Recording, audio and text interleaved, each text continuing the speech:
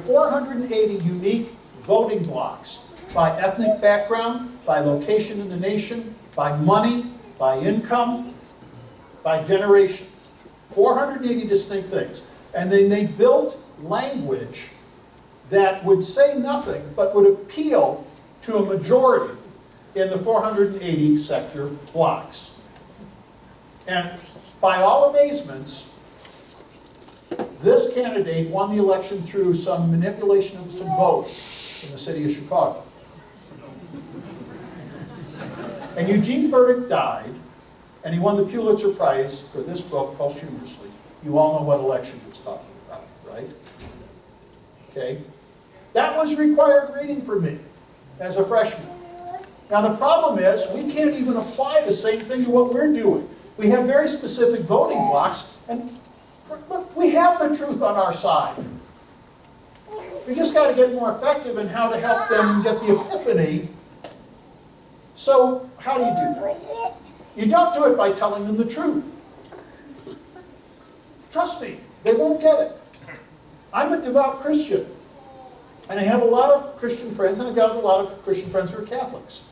I'm sorry, I can't figure out transubstantiation, but that doesn't mean there's anything wrong with their belief of it, okay? I've had them try to explain it to me, honestly. Not here to debate religion, okay? But what I try and do is make sure that I understand what they're telling me, what they believe. And then I say it back to them. I'll make sure I understand what you're telling me. And then I'll ask another question or two. And I'll have them say it back to me. And then from that, now I have enough data from what they believe that I can construct a question that I said, so if I understand what you're telling me, how can you believe that? You know, now they look like an idiot, and all I've done is say back to them what they told me. Much, much more effective than saying, you have any idea why during the LBJ days, and did you know that Carter collapsed because of what LBJ did because of the interstate highway system? Did you know that Jimmy Carter's collapse was because of the interstate highway system? You know that? Here's why. During the Eisenhower days, he wanted a national defense that wasn't dependent on the rails, right? So the interstate highway system was a way of diversifying national defense in case we should ever get attacked. And he was a general, okay? And the government would provide 90% of the money to the states for creating the interstate highway system. Did you know that Eisenhower put that into place? 90% of the money. Never got built. Why? Well, New York could raise the money. But you're the governor of Nebraska, and you've got 940 miles of interstate highway system. Where are you going to raise 10% of it? You don't know. So when LBJ pushed the Great Society program through, guess what he did? He made all that money available. You know how he made it available? He printed it. The money supply went up by a factor of 5 times in LBJ's Great Society. So you think it was the entitlements and it was welfare and it was the housing. No. It's the interstate system. Because now you're the governor of Montana, and you're going to get $10 on every dollar you can raise. How much are you going to go after? I beg, borrow, and steal every penny I can. You realize the interstate highway system built franchise fast foods. They built the hotel systems and networks. The trucking industry was transformed. It killed the railroads. And unfortunately, eventually you spend other people's money that isn't there, it catches up to you. And that's what killed Jimmy Carter. It took that long for it to happen. Okay? So, how do we get by these people? What do we do? Okay. I really believe that the way we kill Hydra is by going after the underinformed. Anybody who wants a copy of this PowerPoint, I'm happy to provide it to you, but more importantly, I built a white paper on this. It's just for internal use. It's not for, don't you dare put it on the web. I will come in personally.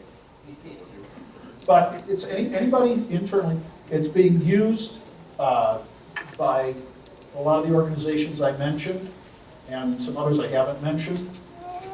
Grover heard it, had me stand up in front of his group and present it. I had 100 organizations come after the white paper.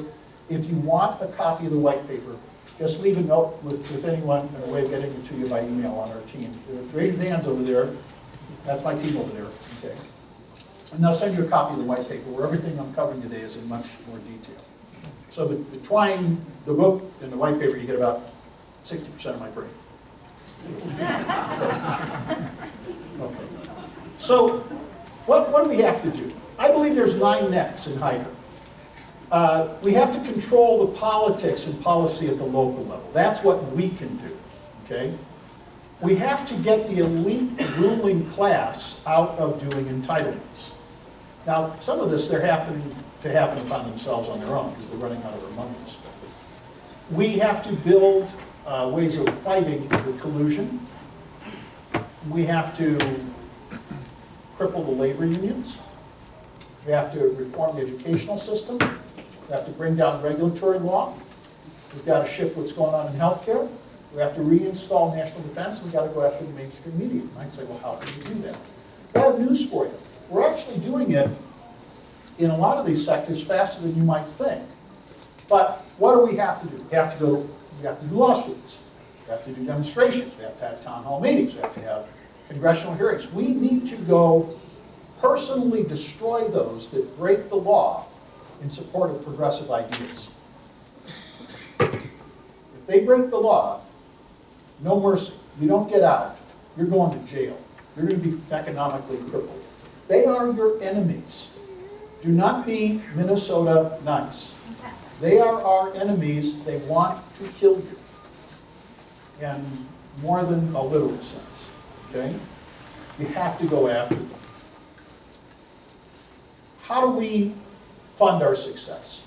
By creating a measurable ROI. Small amounts of money make a huge difference on the local level. Don't think about trying to turn around 100 years of oppressive war in 1 or 2 election cycles. It's going to take several. We just have to keep gaining ground. So, whether it's Cato Institute that we're working with, whether it's FreedomWorks, the broadcast people, I've listed some of the organizational types here, and we're running out of time. You've been very, very nice to me. But let me give some examples. How do you upset mainstream media? Okay? Somebody said, oh my God, mainstream news, how do we do that?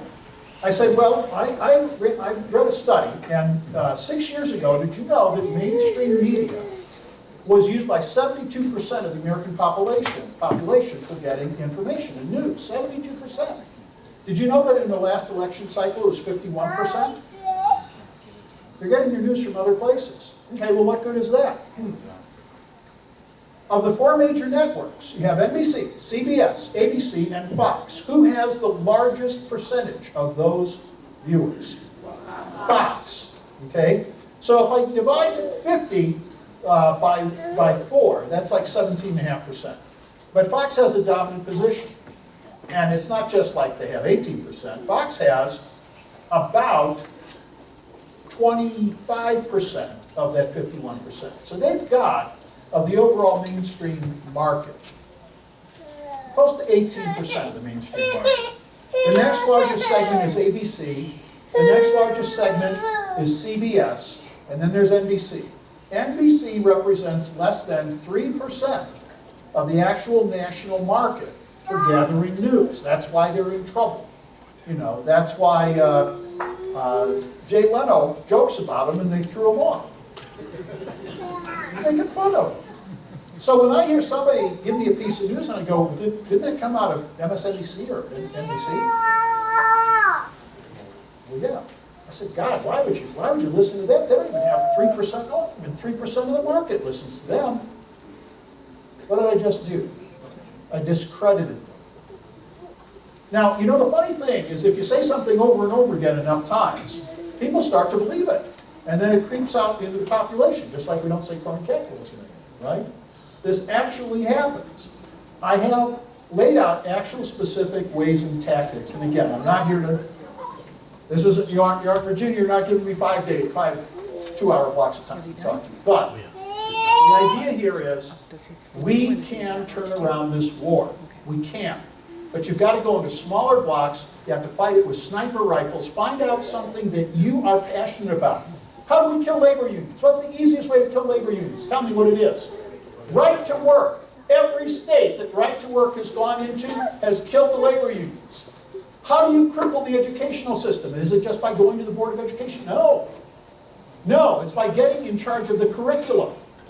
I want to see, and this is something I'm promoting, I want to see relative humanism taken to the courts to be challenged as a religious teaching. Because it's not scientific. I mentioned this in front of a liberal who said, are you saying that relative humanism is a religion? I said, no, sir. No, sir, but it is a set of beliefs. I just want the courts to tell me whether it's a set of beliefs. I mean, atheism is a belief, and they don't even believe in God. Relative humanism is a set of beliefs that are unprovable scientifically to the level at which it's taught in the schools. And if it is a religion, if the courts decide it is a religion, then it doesn't belong in our school system, does it? I have no belief about this one way or the other. I want the courts to tell me. I wasn't too popular with that guy. You see what I'm saying? There are very, very specific ways. We sear the neck, we rebuild it, we take some of their poison, we throw it back at them. We have to rise up like Hercules. But it's going to take every one of us doing our little bit. No more shotguns, sniper rifles. You've been wonderful tonight. Thank you so much for having me come up. Come and visit me over there, get a copy of the book. If we run out, we can set this on. Just give us your addresses and we'll